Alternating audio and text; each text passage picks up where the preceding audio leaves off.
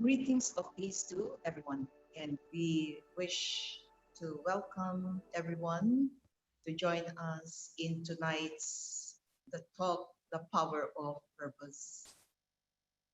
And we want to acknowledge also the presence of the brothers and sisters in another Zoom channel with the Arabic translation, with Sister Awatif doing the Arabic translation. And of course, we're so thankful that we have with us tonight to grace the occasion and really to power up this moment with the presence of Denise Lawrence. It's our first time to have her because of her very busy schedule. So, Sister Denise, we really appreciate that you have finally have taken our invitation to be with us in this endeavor. So let me start with a quote from Mark Twain that is, the two most important days in our life are, first, of course, the day you're born. And the second is the day you discover the reason why. That is the moment that you have decided to have a clear, strong purpose in life. So for tonight, our guest speaker, Denise Lawrence, will share with us this power of purpose. And if we have not come into this point, perhaps tonight will be a night to dwell into this and how to generate the power from this purpose in life. So let me say some few things about Sister Denise.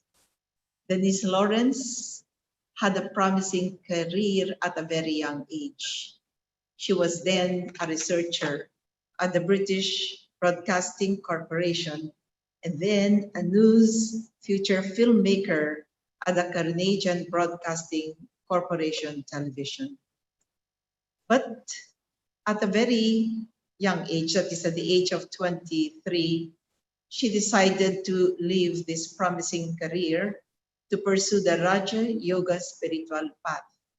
And perhaps this was the moment that she had discovered a higher purpose for her existence.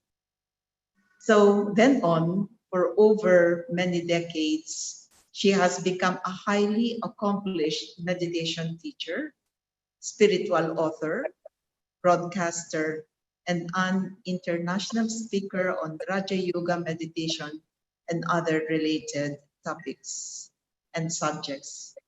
This then required her to travel extensively, conducting seminars, retreats, etc.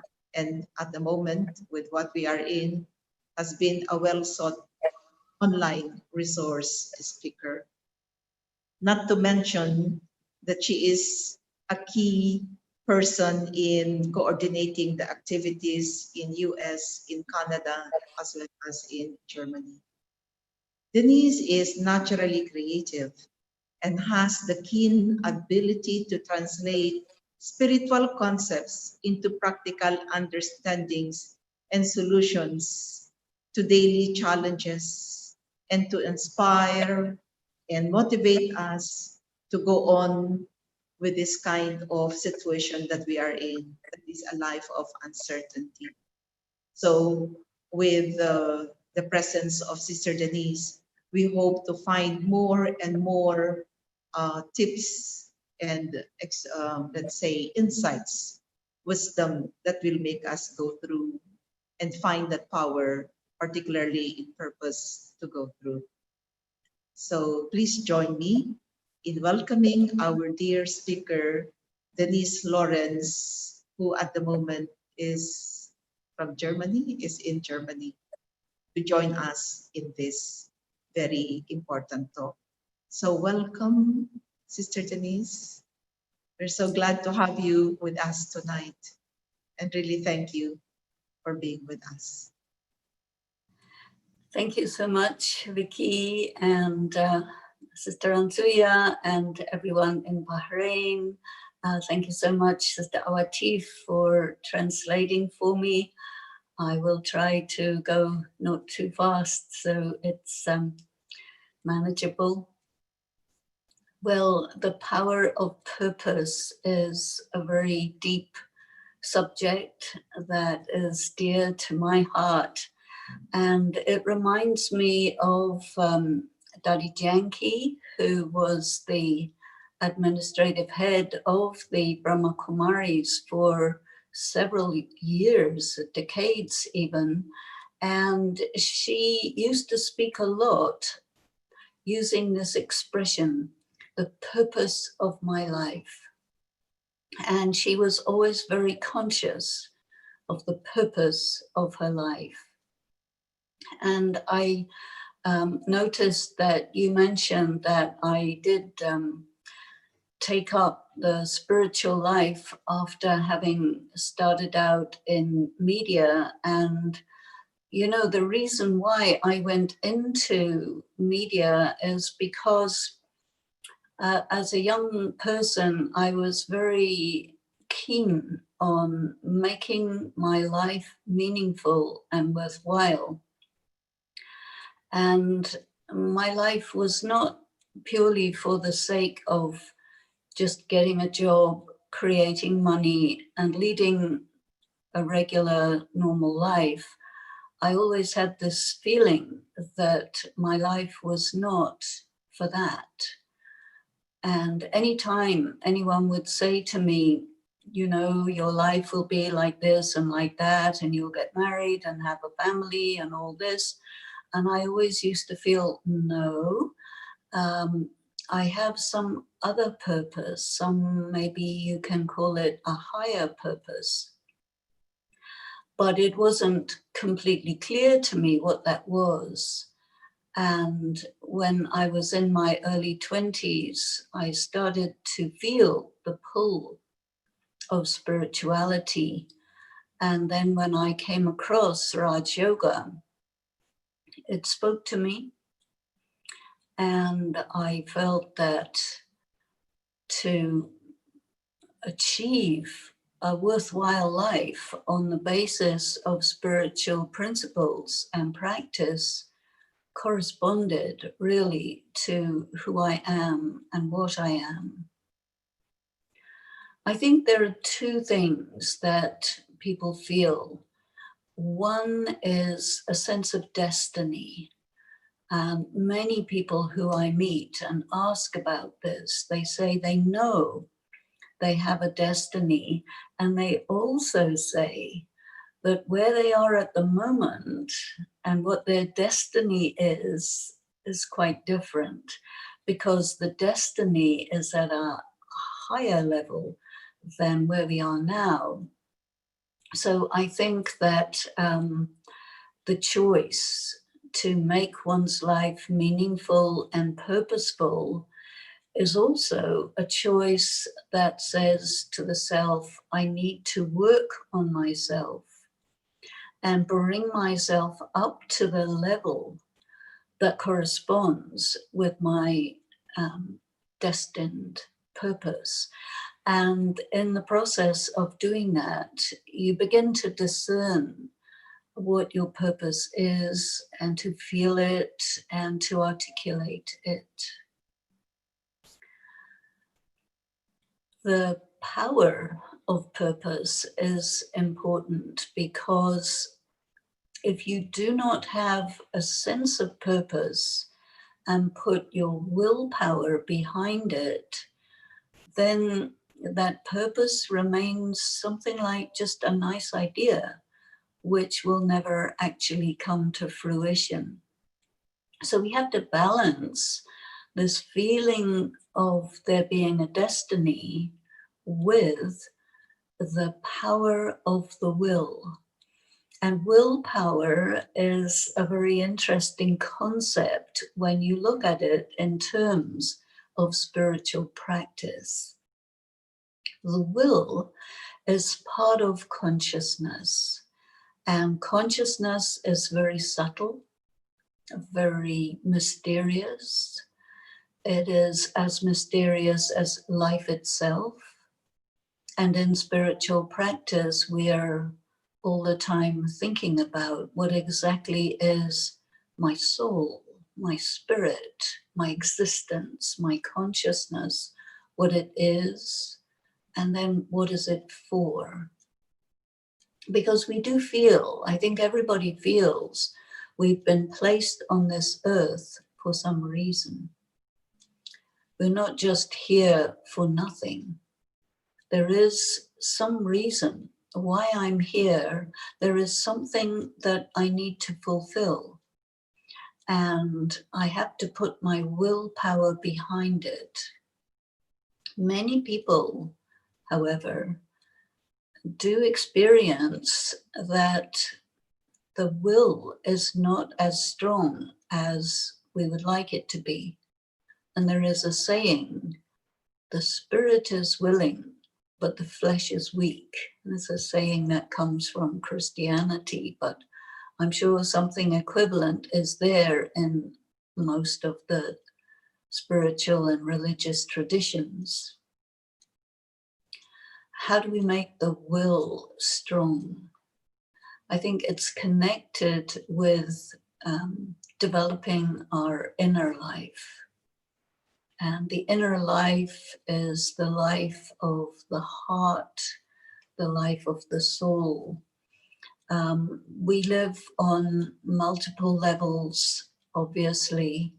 We have our family life, we have our professional life, we have our community life, but we also have our inner life. And our inner life is probably the deepest and the most private aspect of ourself, which sometimes we will share with people who we feel are close to us, who we feel are motivated in the same way as we are, who we discern also have a higher purpose, and with whom we resonate. And I think resonance is a very important concept also. Each one of us, first of all, needs to come into harmony with the self. And yesterday I was talking to a gathering of people and asking them, what is the percentage to which they feel in harmony with their life as it is right now? And it was a big range, all the way from 20% in harmony to 90% in harmony. But no one was 100%. And I think we need to create a balance between our normal, everyday, regular life, which is necessary. We're part of the world, part of society, and we have our social duties, our professional duties, and then we have something else, which is connected with our higher purpose, and which is our heart, deep in our heart. And this is that driving force that we need to connect our will to. And I was listening to a documentary a few days ago, and in that it picked up a statement from the philosopher Novalis, which said that our purpose is we're always going home. We're going back to our origins. We're going to the source, to the higher being, it's a return to the supreme being, to God. And that is why we live. We live for that higher dimension, but then we want to balance that with what is possible for us here in this regular, ordinary, worldly life. So the will is part of our being. And the will is strong when our being is connected to the Supreme Being. Our will becomes weak when we act against our conscience. And so I found that there is a deep connection between living according to our conscience and cultivating a powerful will. And the reason we cultivate a powerful will is so that we can give that energy and that force to fulfill our higher purpose. So let us go to this dilemma that all of us do experience, and that is the dilemma of living according to the voice of conscience. Sometimes we can say the voice of conscience corresponds to our intellectual understanding of what is right and wrong. But the voice of conscience is also the voice of the heart, because the heart knows what's right and what's wrong. And situations arise from time to time through the days. Some are simple, some are very complex and difficult. But when we are close to our heart, and we're also close to our understanding of what is real and true and worthwhile, then we know what to do. And when we live like this, then the will becomes strengthened over time. And as we discern our higher purpose, then we have that energy of the purified will to move, to drive us to fulfilling our higher purpose. I think in many cases, our higher purpose is very subtle and quite difficult to articulate. I think many of us, we have ideals about how the world should be, how people should be, how life should be, and then we experience many disappointments as we see that the world is not what we hoped for, and there is a lot of human suffering, there is injustice, there is pain in this world, and it is not possible for any one of us to take on that big task of making the world a better place. But each one of us puts our little finger in whatever way we can to accomplishing some of our ideals. And we may achieve something noteworthy, or our achievements may be quite simple and not recognized by the world at all. But that doesn't really matter. I think what matters is for us to be close to fulfilling why we think we are here. And to love is a very important part of our higher purpose. So let us look a little bit at what is love.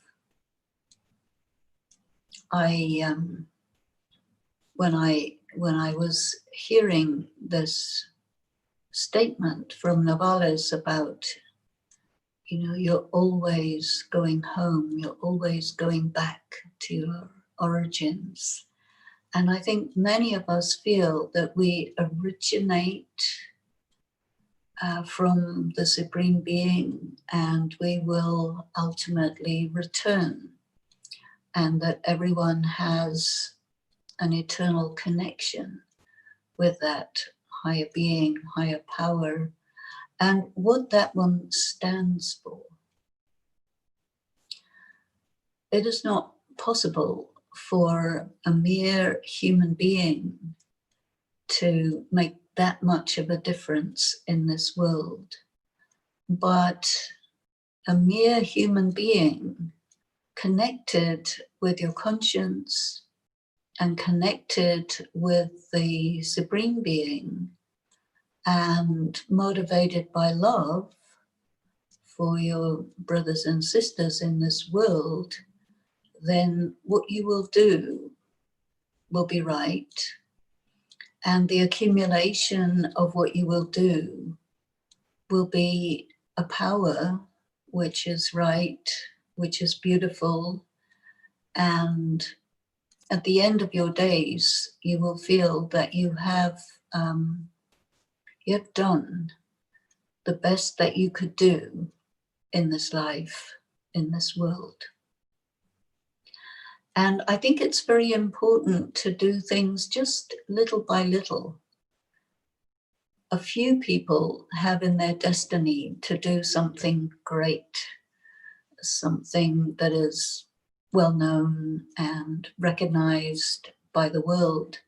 But there are many great things that are quiet and secret and only known by the one who is doing it, and maybe someone who sees it or feels it or experiences it. But the most important purpose, I think, is to be true to the self. And being true to the self has everything to do with living life according to the guiding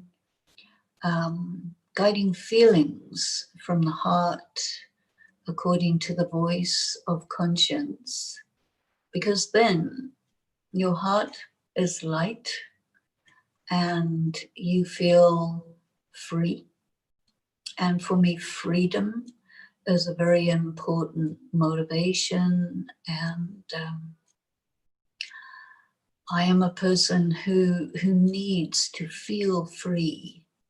And it is said in spiritual study that the bondages which take you away from your freedom are all connected with the times when you went against the voice of your heart and against the voice of your conscience. Of course, there is the voice of the world, the voice of society, which tells us this is the right way to be, these are the important things to pay attention to. And all of this has to do with our worldly duties and responsibilities and how we perform in our current roles. But behind that, I think it's always discernible that the deep purpose is to be true to myself, to be true to what I stand for, to be true to desiring to be near to the Supreme Being who is the intelligence of the universe, who is, we feel, watching us, grading us. Life is a university, and in the school of life, there are many tests, many temptations, many things which are difficult. Sometimes you find yourself in ethical dilemmas. Is it right to do this? Is it right to do that? Out of these two right things, which is the better one? Or some ethical dilemmas are, it is wrong to do this, and it is wrong to not do this. So what will I do? And you're stuck, because if you do it, it's not right. If you don't do it, it's not right. And so you have to put it in the hands of the divine, I suppose. But behind that, the purpose of being true to the self allows, I think, the consequences of the action to produce good fruit, because purpose is connected with action. And if my purpose is to be true to myself, and I come into different circumstances from time to time, many of the circumstances of life are completely outside our control. Sometimes other people will put us into a situation and they are in power over us, and so we have no choice. And we find ourselves forced to do something which we do not like, which is against our conscience, and it wounds the soul. So the wounded soul tries to heal and to return to that essential original purpose of being true to the self.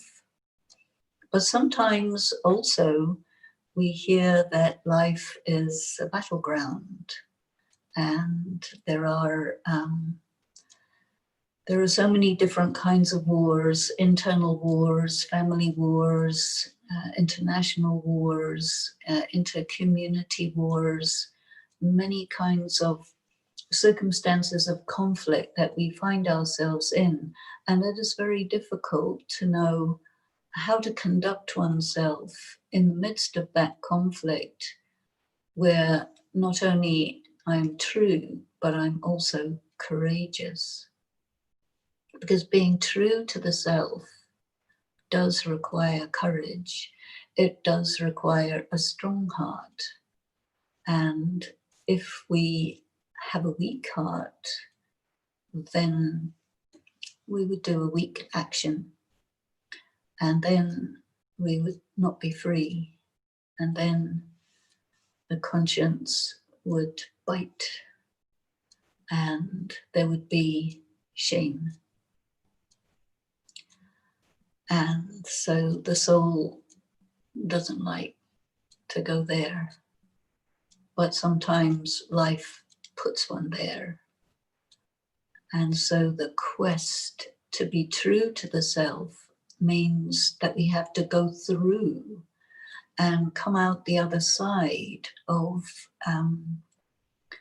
in a way, atoning for having found oneself in a situation where one had to go against one's better judgment or against one's conscience, because you had no choice, because you had no power.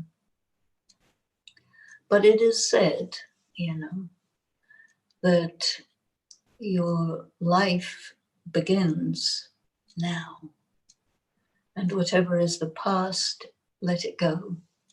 We learn in spiritual practice that if we are limited by the memories of the past, the experiences of the past, then we will not be able to fulfill our purpose.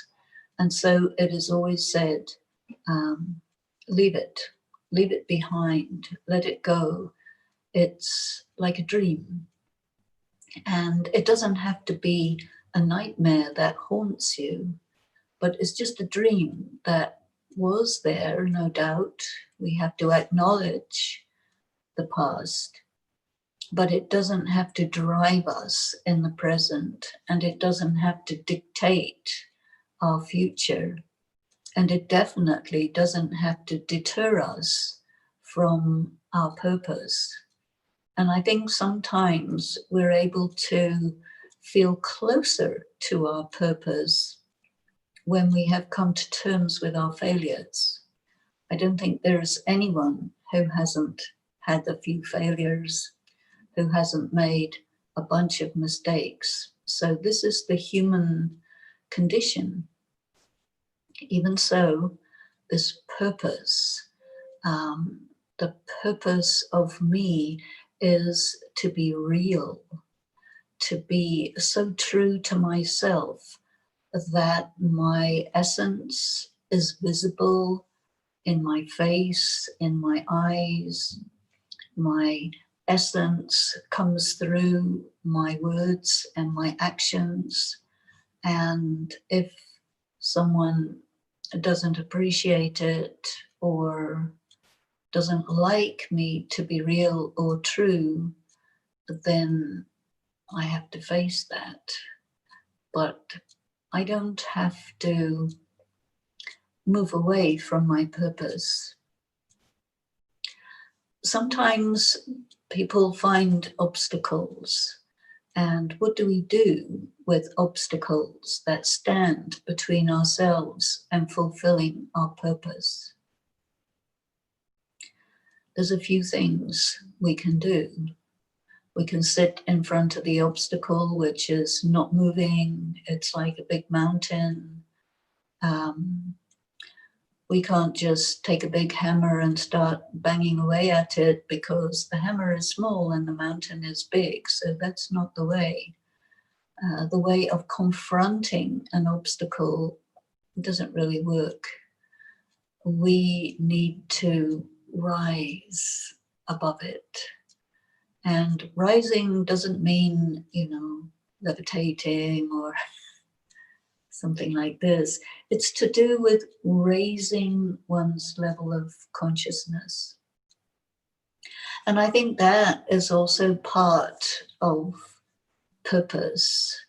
And when you're really clear about your purpose, that clarity gives you the power to admit to the self that self, right now, I am too weak to deal with this obstacle, and I will not let myself get disheartened or depressed. I'll have patience, and I will raise my level of consciousness. I will raise the level of purity of my heart. I will become more true and more real and more bright. And this will allow me to rise above the appearance of an obstacle and also to transform this obstacle, because it can be transformed. An obstacle is sometimes something that looks like an obstacle, but is not actually an obstacle. It's perception. Perception is very powerful. And the way that I perceive what's in front of me determines whether I get past it or get through it or get stopped by it or get put back and fail to understand the nature of the test. But no, the purpose of obstacles, the purpose of tests is really to make us strong and to make us experienced.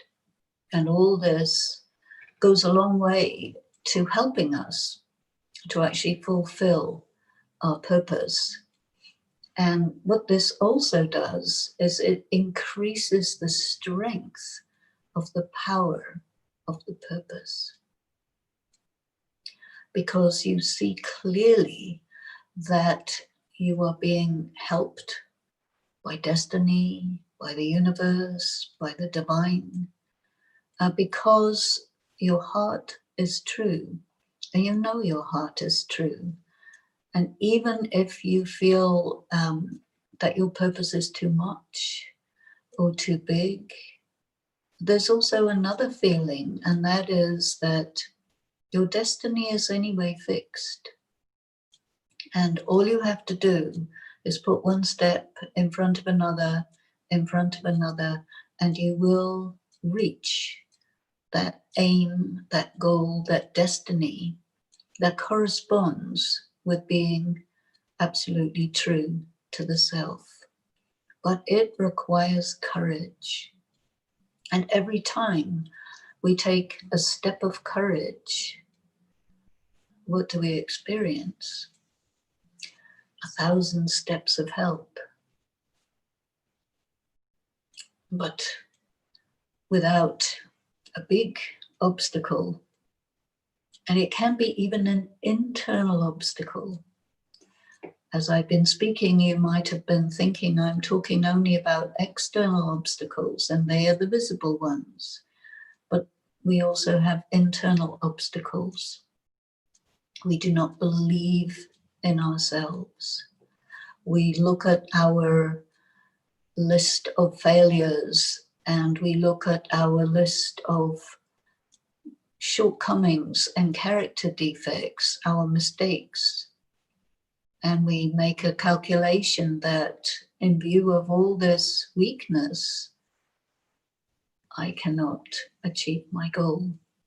I am not that kind of person. But we cannot make that kind of calculation, because to do that means to be out of contact with one's essence. Because the essence is pure. The essence is who we really are. And all of the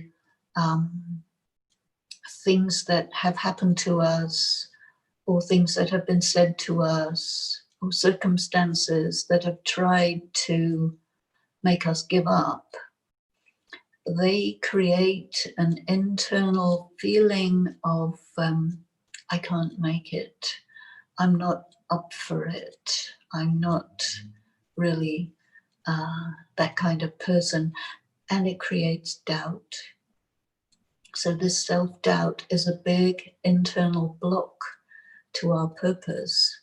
But the power of purpose has to be stronger than the power of self-doubt. So we have to put these two powers in the balance and weigh them. And maybe when we put them in the balance, they look equal. The power of my purpose is strong and the power of my doubt is strong. What is the deciding factor in this? It has to do with faith. Faith in the self. Faith that your destiny is real.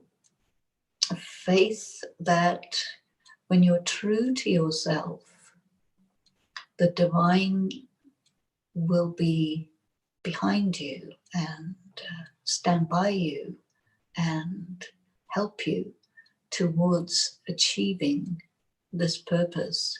Because your own purpose is not just for you alone.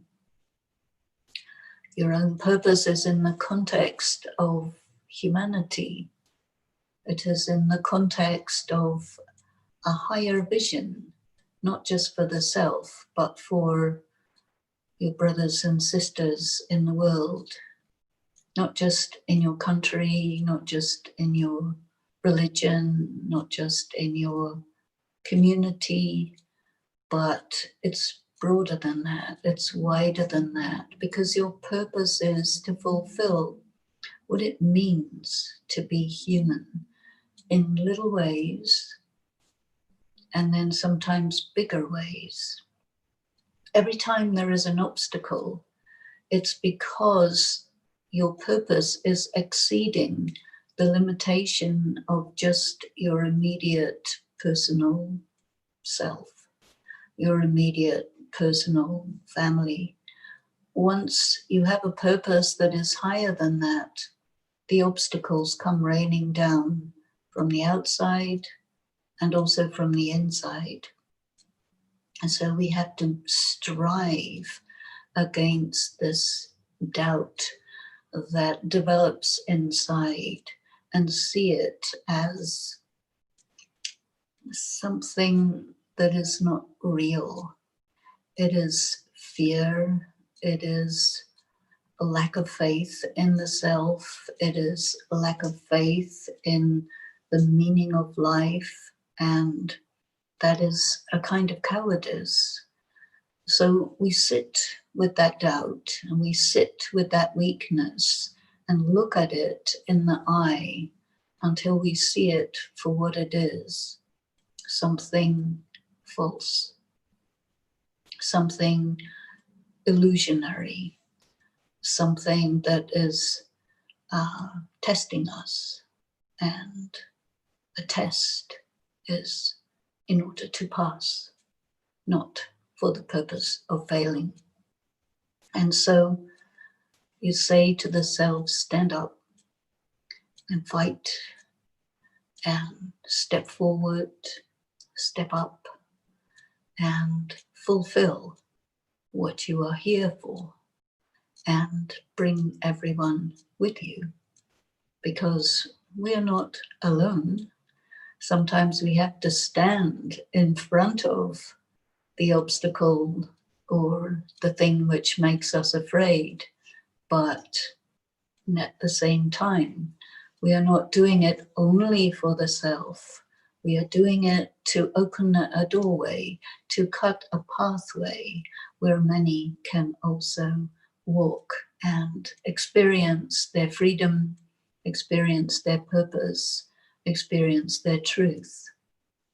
So this power of purpose is always with us, standing with us, walking with us, and never letting us sit down and give up. No, it is a great power that keeps us putting one step in front of the other, no matter what the obstacles are. Sometimes you feel that you have been working towards your purpose for a long time, many years, and you have grown old and you have grown tired, and still you have not achieved what you think is your purpose. And at such a time, we have to sit down with the self and reevaluate everything. Every so often I do this. I sit down and I analyze myself deeply. Where am I? What am I for? What have I been doing? How have I been using my time, thought, energy? What has it all been for?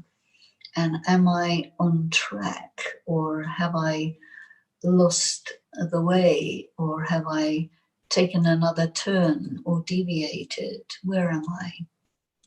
Every few years I will sit down and do this.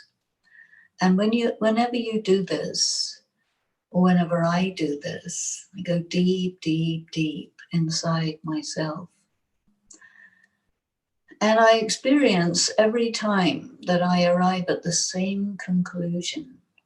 That means I articulate my purpose to myself, and it's always the same purpose. And I look at the pathway along which I have traveled, and I see that every step is indeed towards that. Everything I look at, all the relationships that I have with different people in different parts of the world, every single one is always taking me further forward in my purpose, which is to be real, to be true to the self, to be pure, to be one who stands for what the divine stands for. And in spite of all the knocks and failures and fallings and so on, we become experienced travelers, and we know where we're going, we know where we've been, we are grounded, but at the same time, this very high purpose is always there in front, always in the eyes, always in the mind, always this is that light in the darkness towards which we move, and we do not deviate from that. So I would like us to take some time and sit with these thoughts in meditation. I will speak a few words a little slowly so that you have time in between to feel and think and ponder on the ideas in meditation.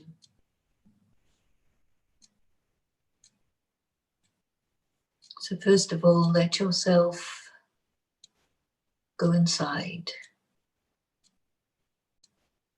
Go into your being, deep into your heart, gently going in to your mind.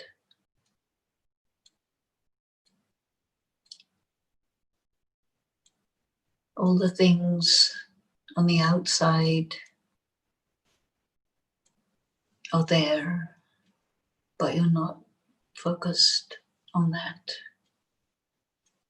Your attention is towards the inner world,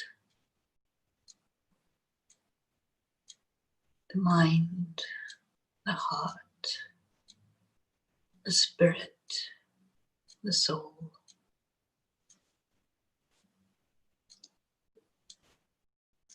The soul is subtle like a flame, dancing in the sky.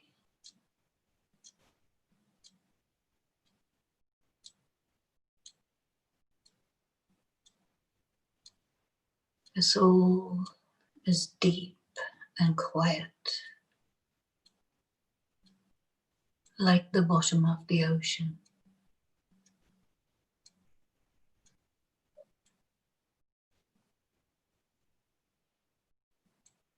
Sometimes the soul is so subtle, like a perfume that you catch as you walk at night.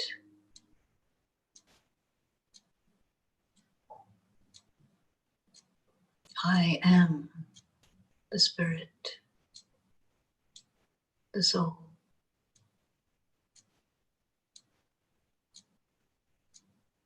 I am my heart. I go to the deepest space in my being.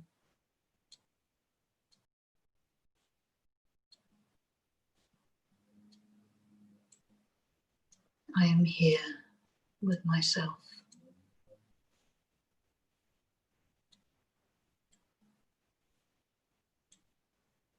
at peace.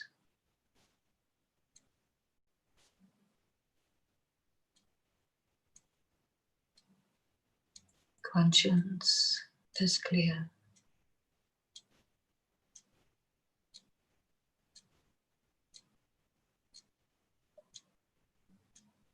My love is not selfish.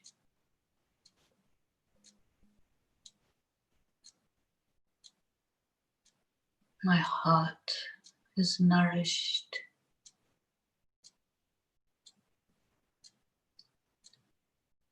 by the realness of my purpose.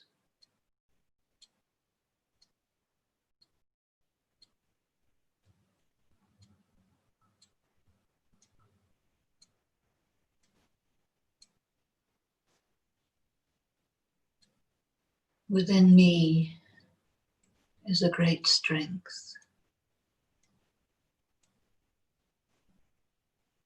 that I sometimes fail to see.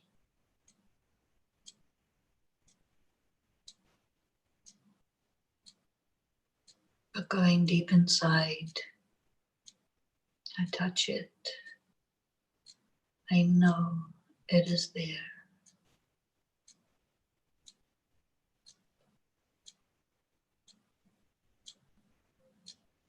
It is with me, with every step that I take.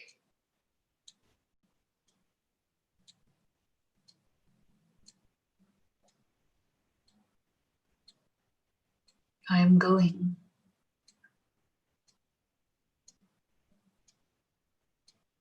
to my origins.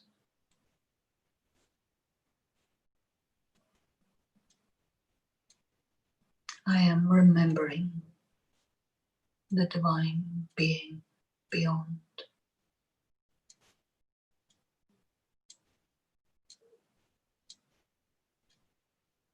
The beautiful one,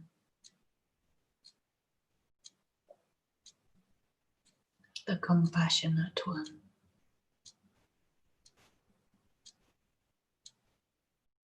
the one who is light.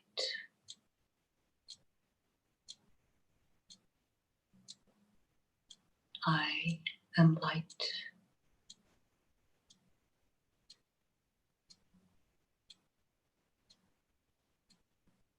And I go to that light.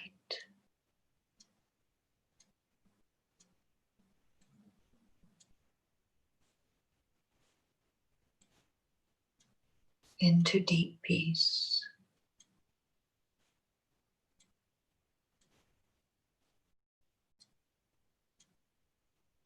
The silence and the mystery of the one beyond.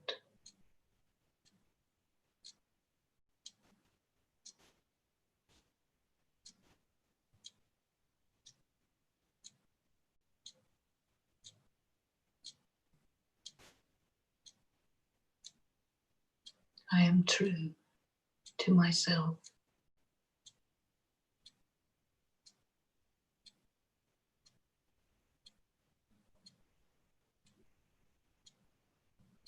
And I am true to that one.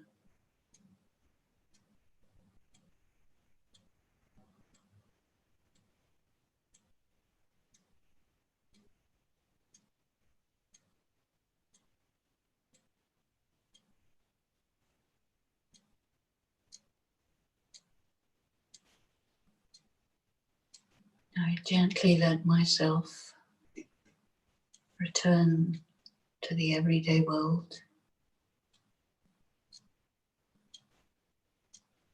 It's still connected, always aware of my purpose,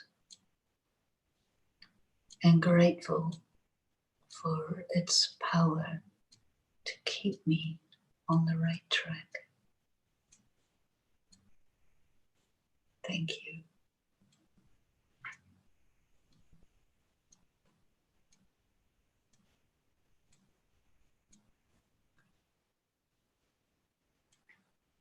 So I think some of you may have some questions, and so we can have a little time for that. Okay. Sister, yes. So thank you for really providing us a lot of insights to reevaluate the purpose for our existence. We have questions over here, and I would read the questions, sister. So the first one goes, these thoughts and meditations give peace to the soul in all wisdom, walks, and religions. The test is when human faces political and conflict of interest, how human construct would construct, it is worded this way, how human construct a view of the world and so respond. So this is the question.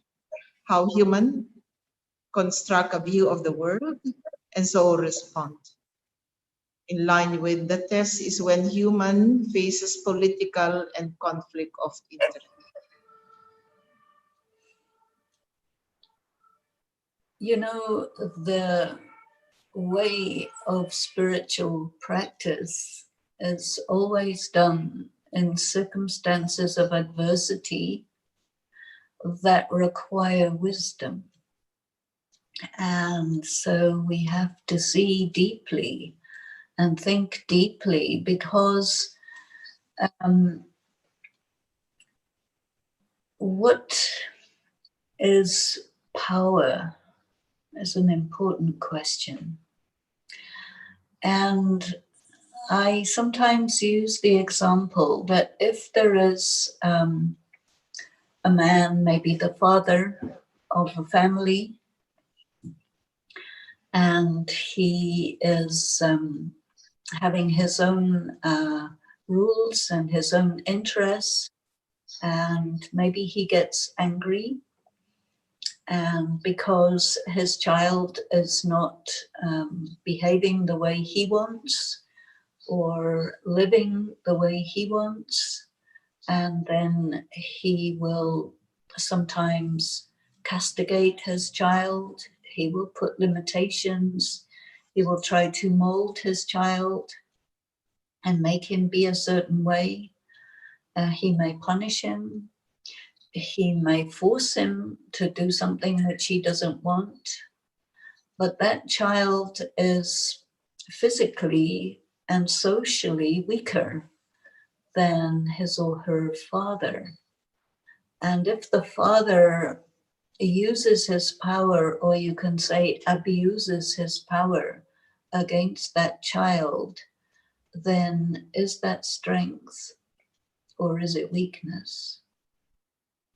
To me, although it is oppressive, and although there is nothing that that child can do to defend the self, and this is a very frequently occurring situation,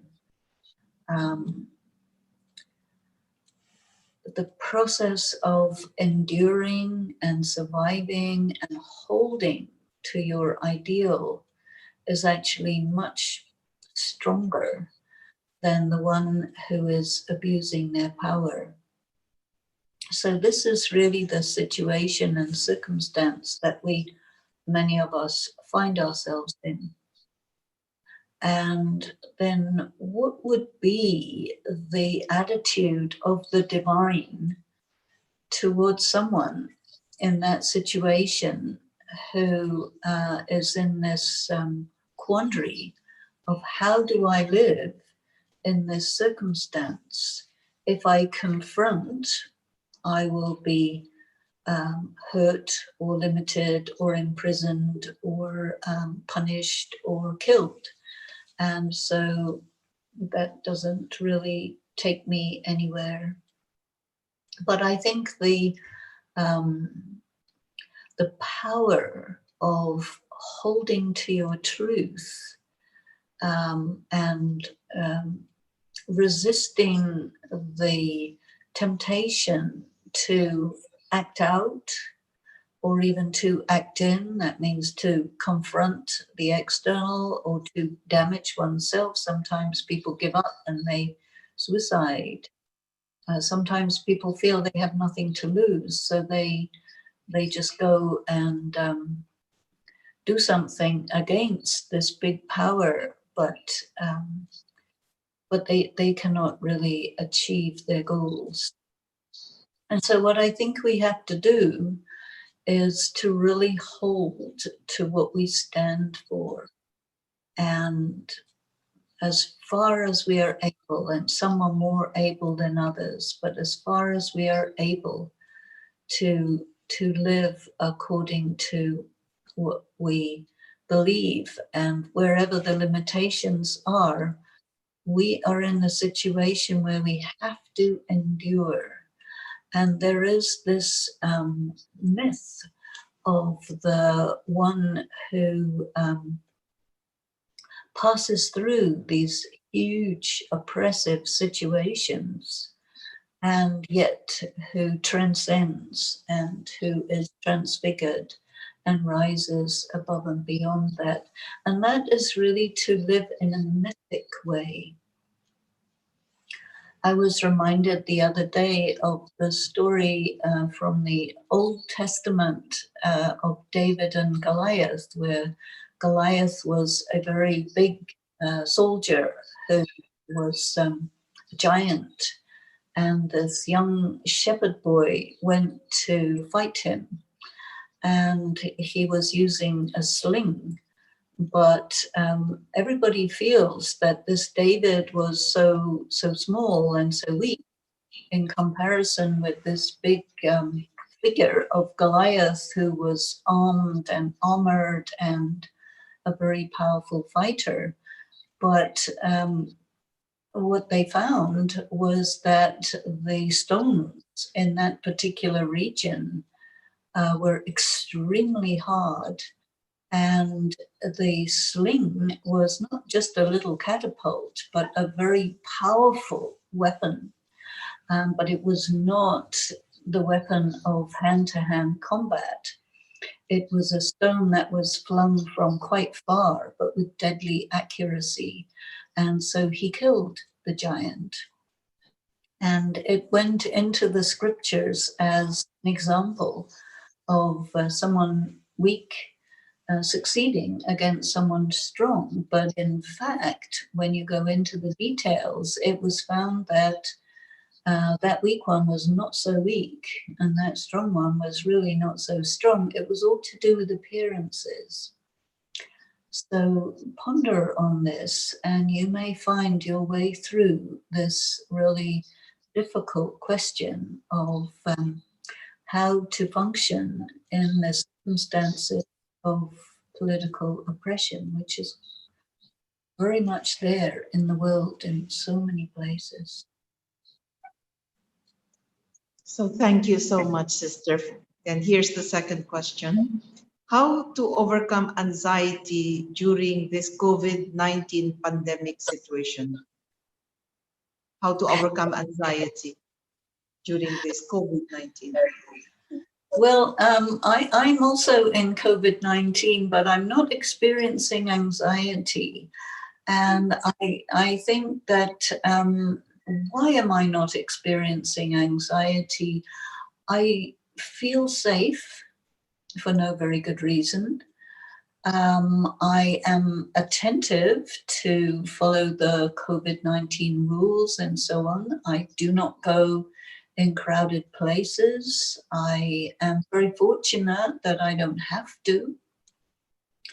But I think that a lot of people developed anxiety around COVID-19 because they are influenced by the media, which is quite good at making people afraid if you are open to that. And there are many people that I know who have been affected by it and who have even died from it. And yet I still do not feel anxiety. So why? I think that what really are we afraid of that makes us feel anxiety? Is it I'm afraid to get sick? Is it I'm afraid that I will not be able to fulfill my responsibilities if I get sick? Is it that I'm afraid of pain? Is it that I'm afraid to die? What is it really that I am afraid of? And so I think you need to have a look at yourself and really ask yourself, what are you afraid of? And to what extent are you afraid because of what you're hearing in the media or what you're seeing around you? I think someone who is on the front line and who is working in the hospitals with people who are coming in with COVID-19 symptoms, and many of whom will die, and they will die without access to their families. And it is a very, very tragic story. And people on the front line are exposed to it more than anybody else. And they are overworked and they do not have the medications and the equipment that they need. So they will be on high anxiety, and yet they're doing it. They're doing it because of feeling of love, feeling of responsibility, and they have a lot of courage. And so I don't know your personal situation, whether you are really in danger or whether your anxiety is because of seeing all the other people who are in danger. But I think gauge your anxiety and what you're really afraid of, and try to let your fears come up so that you can sit with them and talk to them and see to what extent they're real and to what extent they are exaggerated. They may be. I do not know your situation. And I think every one of us is dealing with this. And I experienced during these many months that we have been in different parts of the world dealing with lockdown and so on. So I've experienced throughout the whole time that the fact of being regularly meditating and not feeling in danger, quite willing to be held at home and limited. In my spiritual practice anyway, I have a lot of solitary time. Anyway, I work from home, as it were. So it has really made that much difference to me. And I appreciate how much my life has, my practice has prepared me for this. And maybe there are other things that we have to face which are yet to come. But I think everything that's happening in front of us is making us aware that we need to do whatever we can to strengthen ourselves spiritually. And every little thing that we do is going to help us and help us get through this. And we're not alone. So very enlightening and encouraging, sister. So the next question, how do I know whether the voice in my mind is the true voice of my conscience, that is, of my heart? Well, there are maybe several voices in your mind. And the voice of conscience is really strong and clear to the extent that you follow it. And there are many people who don't follow the voice of conscience. And then the voice of conscience becomes very dim and very quiet. And there's the voice of anxiety that comes in, and the voice of ego that comes in, and the voice of delusion and illusion and fears. And so many voices are coming. And so to really strengthen and be able to hear clearly the voice of conscience, I think that it's important to start listening to it and talking to it. And every time you get in a situation where you could do the right thing, you know what's the right thing to do, but you may be afraid, or it might upset someone, or there are things inside you that hold you back. And so take the risk to act on your conscience, and then you will hear it more loudly and you will know it more accurately, more deeply. Yeah.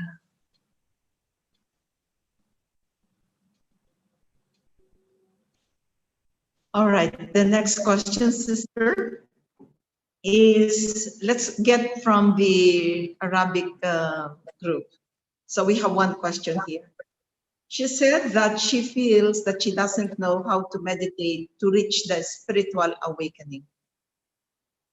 And what are the obstacles that stop us from reaching this spiritual awakening? And in line with that meditation, is it natural to see light or see while you are meditating? Well, the definition that I give of meditation is to think deeply about what is worth thinking about. And there are many things really worth thinking about. And in India, they say, think about yourself. That's important. And think about God. That is very important. And as you think about yourself and God and life, you ponder on these things. It's not really about seeing light or getting any magical experience. It's really orienting your mind towards the depth of your being and trying to make contact with that, orienting your mind towards the divine who is really beyond this material world. And we need to bring that connection in. We need to have place for God in our life, in our heart, in our motivation, and try to live according to what we know is what the divine wishes for us. And that will correspond with your heart and that will correspond with your conscience. But your wounds may get in the way, your weaknesses may get in the way.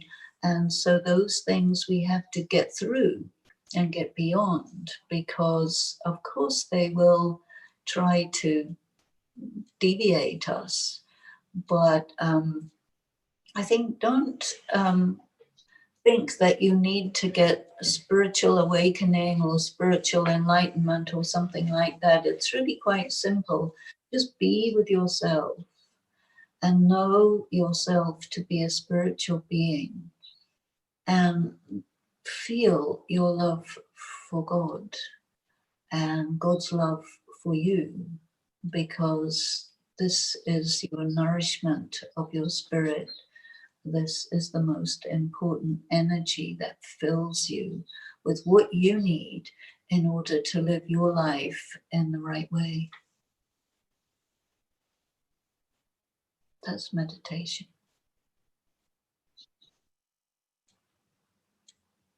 And this seems to be the last question, sister. How do we truly not listen to our self-doubt and reassure ourselves that we know how to make the right choices?